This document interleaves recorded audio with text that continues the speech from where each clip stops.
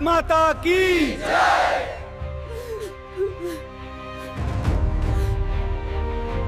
6 वर्ष बीती गलानी आज भी से कथा उठिले देह शीते उठे।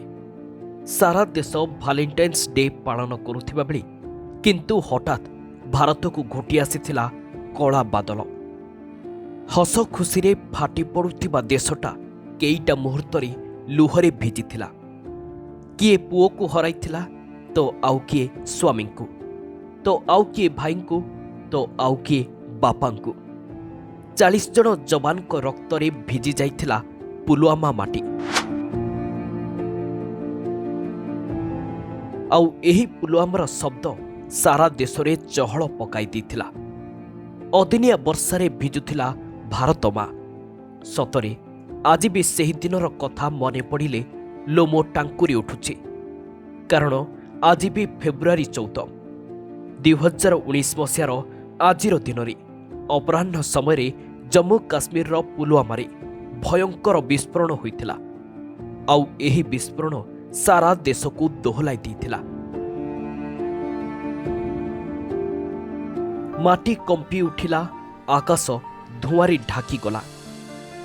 श्रीनगर जाउथिबा एही गाड़ी रे जवान माने जाउथिले, हेले अचानक विस्फोरक धरी आसुथिबा गाड़ी जवान को गाड़ी को धक्का देइथिला।